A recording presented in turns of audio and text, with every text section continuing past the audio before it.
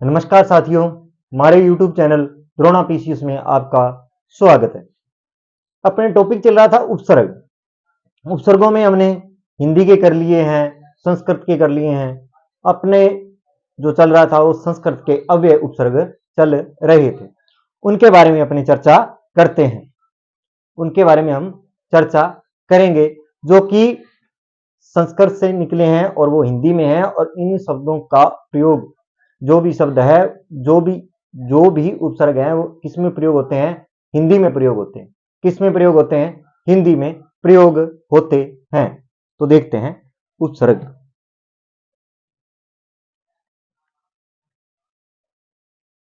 उपसर्ग अपना टॉपिक क्या था? उपसर्ग। उपसर्गों में अपने कुछ कर लिए थे, अब आगे करते हैं। उसमें मैं बार बार एक चीज पर जोर दे रहा हूं, संयोग और संधि।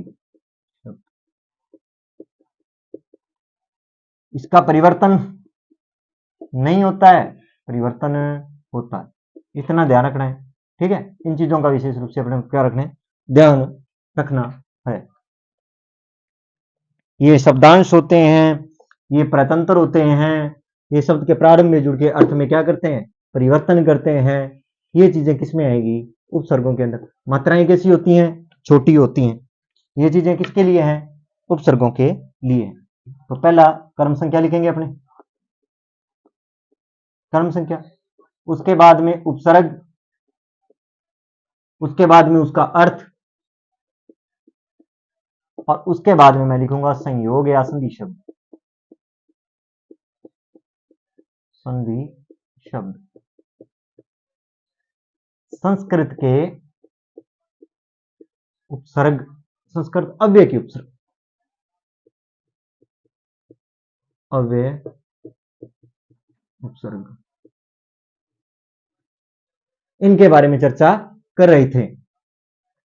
इनके बारे में चर्चा कर रहे थे। आज अपना जो अगला है वो है कु। कौन सा है? कु। और कु का मतलब होता क्या है? देखो पहले, कु, कु का अर्थ होता क्या है? कु का मतलब होता है बुरा। मतलब क्या होता है? बुरा। और बुरा का मतलब बुरा, जैसे कुपुत्र, बुरा पुत्र। तो इसका क्या हो जाएगा? कु प्लस पुत्र, पुत्र। हुआ या नहीं हुआ? कुकर्म, कुकर्म, कुकर्म क्या करेंगे? तो कु प्लस कर्म, कुकर्म, कु प्लस कर्म। कुरूप, कु प्लस रूप। हुआ या नहीं हुआ? कुतर्क, कु, कुतर्क, कु प्लस तर्क, कु प्लस तर्क। ये कौन से शब्द बने? कु उपसर्ग लगा हुआ है। इन शब्दों में क्या लगा हुआ है? कु उपसर्ग लगा हुआ है। कैसा उपसर्ग लगा हुआ है? कु उपसर्ग लगा। कुफल, कुफल, कुफल का मतलब कु प्लस फल। इनमें कौन सा उपसर्ग लगा हुआ है? कु उपसर्ग लगा हुआ है। कौन सा उपसर्ग लगा हुआ है? कु उपसर्ग लगा हुआ है। कु, कु का मतलब बुरा। कुपुत्र, कुकर्म, कुरूप, कुतर्क और कुफल। इनमें कौन सा उपसर्ग लगा हुआ है? कु उपसर्ग लगा है। कु, कौन सा उपसर्ग लगा हुआ है? कु उपसर्ग लगा हुआ है। अब बात करते हैं आगे, 12 नंबर। किसके बारे में बात करेंगे? 12 नंबर के बारे में बात करेंगे। 12 नंबर की अगर मैं बात करूं, 12 नंबर की अगर मैं बात करूं, 12 नंबर की अगर मैं क्या करूं? बात करूं, तो उपसर्ग कौन सा होगा? सत, शत उपसर्ग। शत का मतलब क्या होता है? अच्छा। क्या मतलब होता है? अच्छा। क्या मतलब होता है? अच्छा। अब इसके उदाहरण देते हैं, जैसे देखते हैं सज्जन, सज्जन, सत प्लस जन, शत प्लस जन, शत प्लस जन। सज्जन का मतलब क्या हुआ? शत प्लस जन, सद्भावना, शत प्लस भावना, शत प्लस भावना, शत प्लस भावना, सत्संग, शत प्लस संग। आगे अगर मैं बात करूं सत्कार, कौन सा? सत्कार। सत्कार में क्या आएगा? सत उपसर्ग है, सत प्लस कार। तो देखो सज्जन, सज्जन में कौन सा है? शत उपसर्ग है। सद्भावना में शत है, सत्संग में शत है, सत्कार में शत उपसर्ग लगा हुआ है। सदाचार, सदाचार, सदाचार, सत प्लस आचार, शत प्लस आचार, क्या लगा हुआ है? शत प्लस आचार। क्या है? सत, शत का मतलब क्या होता है? अच्छा, सत का मतलब क्या होता है? अच्छा।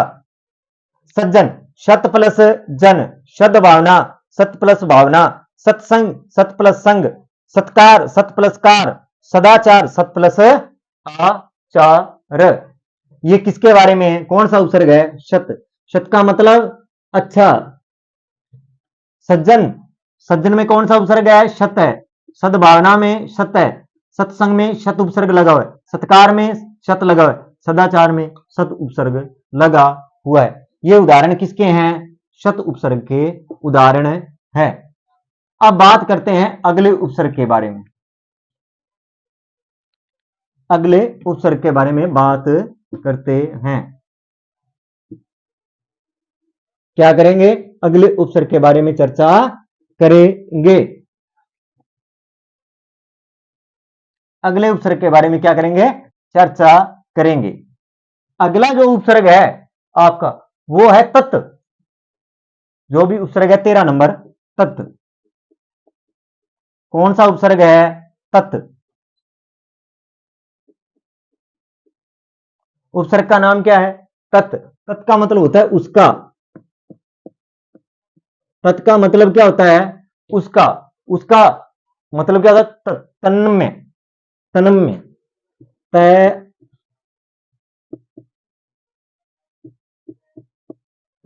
तन्मय, तन्मय, तत् प्लस में,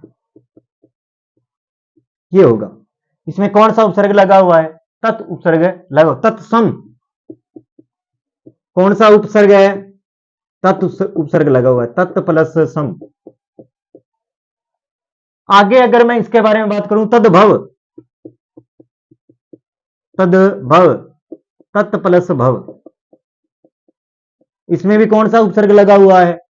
तत् उपसर्ग लगा हुआ है। तन्मय है, तत्सम है, तद्भव है, इनमें कौन सा उपसर्ग लगा हुआ है? इसमें उपसर्ग लगा हुआ है तत् उपसर्ग। तत् का मतलब क्या होता है? उसका। आगे अगर बात करूं 14 नंबर की, 14 नंबर की अगर बात करूं, प्राक, कौन सा उपसर्ग है? प्राक। प्राक उपसर्ग का मतलब होता है पहले। प्राक उपसर्ग का मतलब क्या होता है? पहले। प्राक उपसर्ग का मतलब क्या होता है? पहले। जैसे प्राकथन, प्राकथन, प्राक प्लस कथन, प्राक प्लस कथन होगा। प्रागैतिहासिक,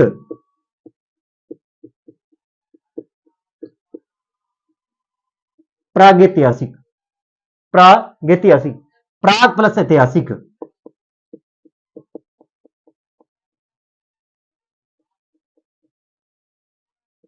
प्राग प्लस ऐतिहासिक, प्रागवैदिक,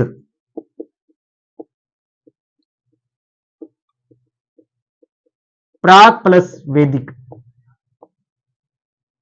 प्राक प्लस वैदिक हो जाएगा। क्या हो जाएगा? प्राक प्लस वैदिक हो जाएगा। प्राक, प्राक का मतलब क्या होता है? पहले।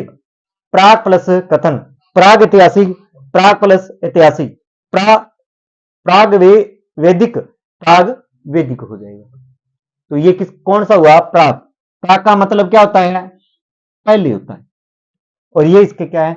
इन शब्दों में कौन सा उपसर्ग लगा हुआ है? तो प्राक उपसर्ग लगा हुआ है। आगे अगर इसके बारे में चर्चा करें, कौन से उपसर्ग किए? दो। कौन कौन से? तत्, तत् का मतलब क्या होता है? उसका। तन्मय, तत् प्लस में, तत्सम, तत् प्लस सम, तद्भव, तत् प्लस भव, इनमें उपसर्ग कौन सा लगा हुआ है? तत्। प्राक, प्राक का मतलब क्या होता है? पहले। प्राक कथन में प्राग लगा हुआ है, प्राग ऐतिहासिक में लगा है, प्राग वैदिक में लगा हुआ है। तो इनमें कौन सा उपसर्ग लगा हुआ है? प्राग उपसर्ग लगा हुआ है। अब बात करते हैं आगे उपसर्ग की।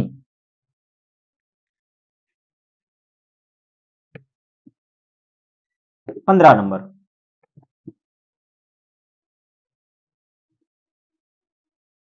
पंद्रह नंबर की कौन से उपसर्ग की बात करेंगे? 15 नंबर उपसर्ग की। कौन से? 15 नंबर। 15 जो नंबर उपसर्ग है उसके मैं पहले बता देता हूं थोड़ा सा, जिससे आप कंफ्यूज नहीं हो।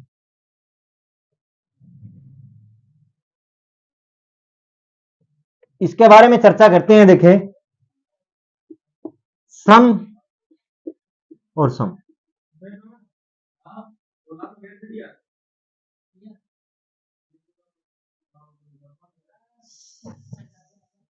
सम और सम, ये दो उपसर्ग होते हैं। देखो, सम और सम, इसमें दो चीजें हैं, सम और सम। अब देखो, ये सम है, ये संस्कृत का है,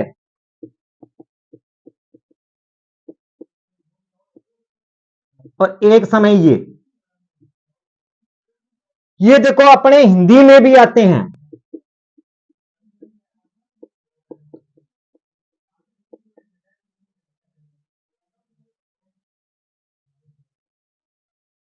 उपसर्ग,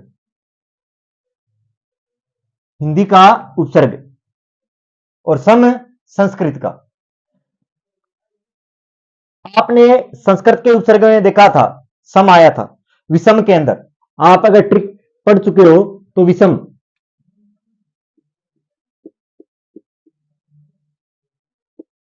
तो देखो सम और सम ये दोनों ही उपसर्ग हैं, एक हिंदी का और एक संस्कृत का है। इसका थोड़ा सा आप ध्यान रखना।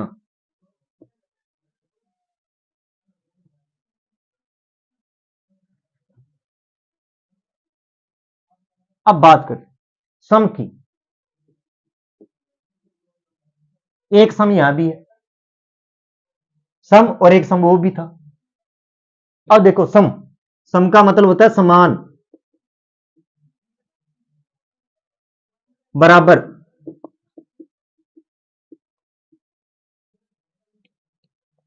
सम का मतलब समान और बराबर दोनों होते हैं। अब देखो, समान और बराबर, इसके अगर मैं उदाहरण देखूं, समतल,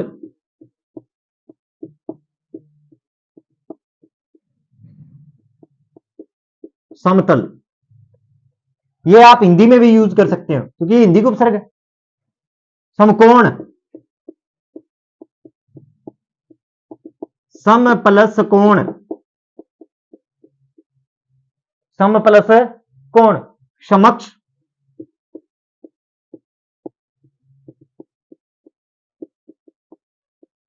कक्ष, सम प्लस कक्ष, समकालीन, समकालीन,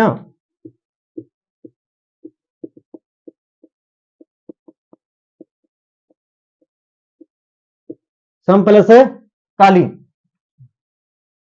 तो सम, सम का अर्थ क्या हुआ? समान या बराबर। समतल है, समकोण है, समक्ष है, समकालीन है, इनमें कौन सा उपसर्ग लगा है? सम उपसर्ग लगा है, ये उपसर्ग नहीं लगा हुआ है।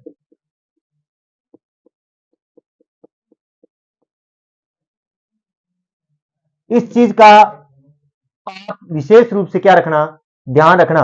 इसमें सम सीधा लगा है, सम में हलंत नहीं है, इसमें मैं आधा नहीं लगा हुआ है। इस चीज का क्या रखना, विशेष रूप से आपको ध्यान रखना है। अब बात करते हैं अगले उपसर्ग की। 15 हो गए, अब अपने बात करेंगे 16 नंबर की।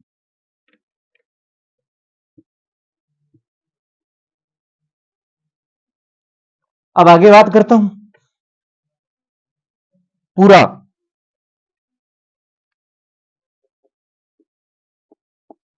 पूरा पूरा की अगर मैं बात करूं तो पूरा का मतलब होता है पुराना।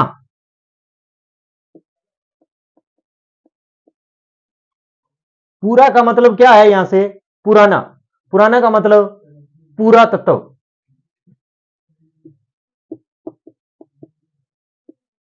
पूरा तत्व, तो पूरा प्लस तत्व, पूरा प्लस तत्व, पुरातन, पूरा प्लस तन, तन भी हो जाए। आगे अगर मैं बात करूं पुराण, पुराण की अगर मैं बात करूं, पूरा प्लस नया आएगा, ये संधि से बने, नए का क्या बन जाएगा, नया बन जाएगा। ये जब संधि करेंगे उसके बारे में वहां पे मैं इन चीजों के द्वारा विस्तार रूप से आपको बताऊंगा। यहां तो सिर्फ अपने क्या करनी है, उपसर्ग की पहचान करनी है कि इनमें उपसर्ग कौन सा लगा हुआ है, इतनी ही पहचान करनी है। अगला है पुनर। 17 नंबर क्या है, पुनर।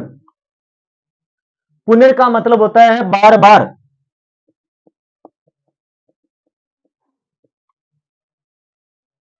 पुनर, पुनर का मतलब क्या होता है, बार बार। पुनर्जन्म,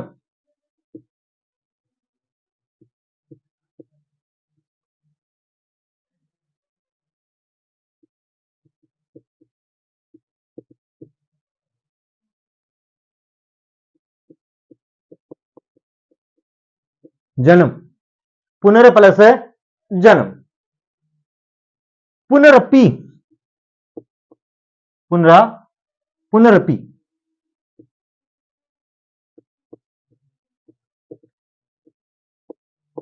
पुनर प्लस अपि, पुनर प्लस अपि। पुनरावलोकन,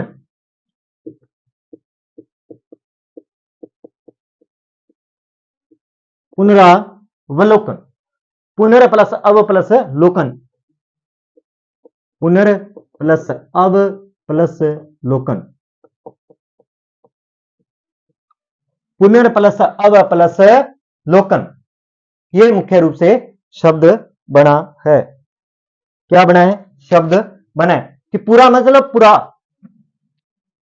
कौन सा अक्षर किया, पूरा। पूरा का मतलब पुराना, पूरा तत्व, पूरा प्लस तो है, पुरातन, पूरा प्लस तन, पुराण, पूरा प्लस नए, पुनर्जन्म। अगला है पुनर। पुनर का मतलब क्या होता है, पुनर्जन्म, पुनर प्लस जन्म, पुनरपि, पुनर प्लस अपि, पुनरावलोकन, पुनर प्लस अव प्लस लोकन। बात समझ में आई, आ गई। अब बात करते हैं अगले उपसर्ग की।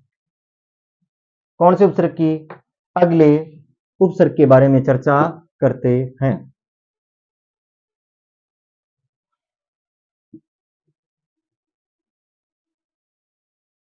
अगले उपसर्ग के बारे में चर्चा करते हैं।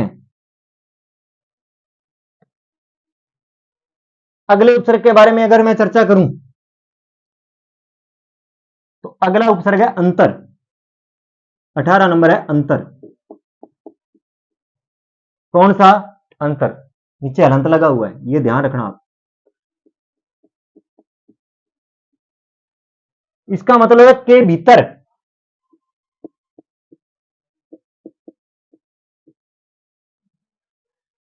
अंतपुर,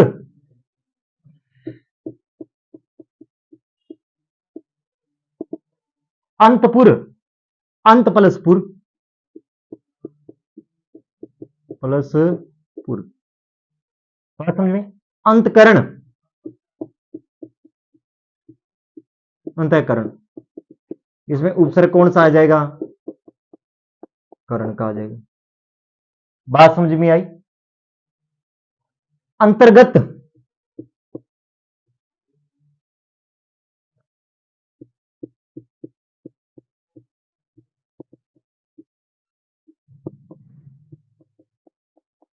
अंतर्गत ये हो गया। बात समझ में? ये क्या है? ये हुआ अंतर। अंतर का मतलब भीतर, के भीतर। अंतःपुर, अंत प्लस पुर, अंतःकरण, अंतर प्लस करण, अंतर्गत, अंतर प्लस गत। आगे अगर मैं बात करूं, सीधा अंतर आ जाएगा। अगला अवसर कौन सा है? अंतर। अंतर का अगर मतलब का अर्थ करूं, के मध्य, के मध्य क्या अर्थ होता है? के मध्य। जैसे अंतरराष्ट्रीय, अंतरराष्ट्रीय, अंतरराष्ट्रीय तो क्या होगा? अंतर प्लस, अंतर प्लस राष्ट्रीय।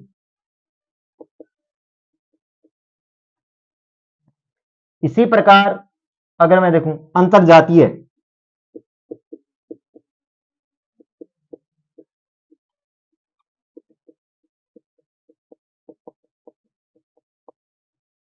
जातीय, अंतर जातीय, ये दो उदाहरण आते हैं इसके। इनमें कौन सा उपसर्ग लगा है? अंतरराष्ट्रीय और अंतरजातीय में अंतर उपसर्ग लगा हुआ है। अब मैं बात करता हूं कौन से उपसर्ग की? अमा उपसर्ग की बात करेंगे अपने। किस उपसर्ग की बात करेंगे? अमा उपसर्ग।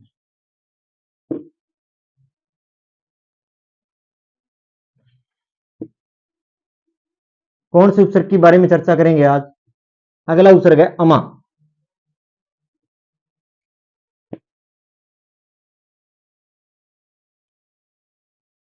किस उपसर्ग के बारे में बात करेंगे?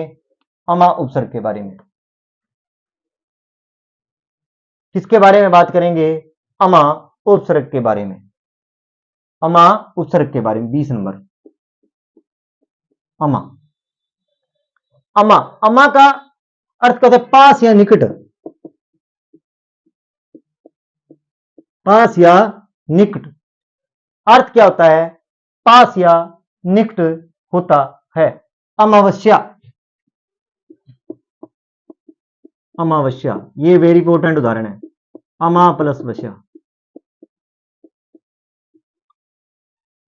ये इसका महत्वपूर्ण एक उदाहरण है जो कि बार बार पूछा जा रहा है। एक अमत्य भी है, अमत्य। इसमें भी क्या है? कौन सा उपसर्ग लगा है? अमा प्लस ते, यह लगा हुआ है अमत्य। अब मैं बात करता हूं 21 नंबर की। कौन से की? 21 नंबर की अलम। कौन सा उपसर्ग है? अलम। अलम का मतलब क्या होता है? अलम का मतलब होता है सजा हुआ, सजा हुआ। अलम का मतलब सजा हुआ। उदाहरण के लिए देखो तो अलंकार,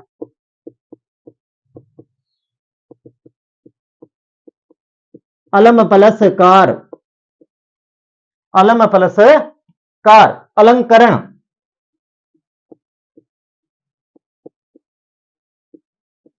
तो क्या होगा? अलम प्लस करण,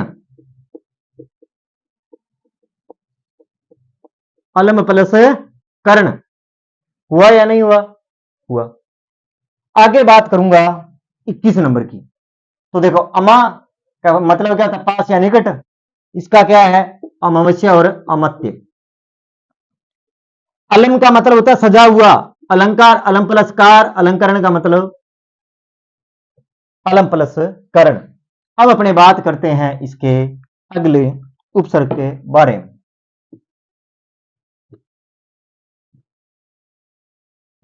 आविश। कौन से उपसर्ग की बात करेंगे?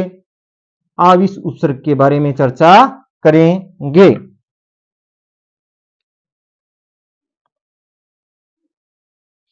अगला उपसर्ग है 22वां आविस। आविस उपसर्ग का नाम क्या है? आविस। तो देखो जितने उपसर्ग मैं करवा रहा हूं उनका आप थोड़ा सा ध्यान रखना है। थोड़ा सा क्या रखना है? आपको ध्यान रखना है, जिससे क्या है कि आपको अर्थों के साथ साथ उस चीज का भी पता हो कि हमें अर्थ का पता हो, शब्दों के बारे में पता हो, कौन सा उपसर्ग किस प्रकार है, किसका क्या अर्थ है, कौन से शब्द में कौन सा उपसर्ग लगा हुआ है, कौन कौन से उपसर्ग लगे हुए हैं, कौन सा उपसर्ग नहीं लगा हुआ है। कई शब्दों में 2 उपसर्ग आते हैं, उनका भी ध्यान रखना है। विशेष रूप से संस्कृत, हिंदी, संस्कृत अव्यय, विदेशी उपसर्ग है, उनका तो विशेष रूप से आपको क्या रखना पड़ेगा? ध्यान रखना पड़ेगा, जिसके माध्यम से आपका प्रश्न गलत न हो। मैं प्रत्येक वीडियो में एक बात कहता हूं, आप उदाहरणों में ही मत रह जाना। उदाहरणों के सिवा भी क्वेश्चन बनते हैं उपसर्ग के, उन चीजों का भी विशेष रूप से आपको क्या रखना है? ध्यान रखना है, जिसके माध्यम से आपको पता रहे कि हां ये उपसर्ग में हमारी चीजें पड़ी हुई हैं। बार बार इनका रिवीजन करो, बार बार अभ्यास करोगे तो ये चीजें आपके क्या हो जाएंगी? स्थायी हो जाएंगी, जिसके माध्यम से आने वाला कंपटीशन में कोई भी क्वेश्चन आपसे गलत न हो। और आज के लिए इतना ही। अगर आपको मेरी वीडियो अच्छी लगी हो तो लाइक करें, कमेंट करें और चैनल को सब्सक्राइब करें। धन्यवाद।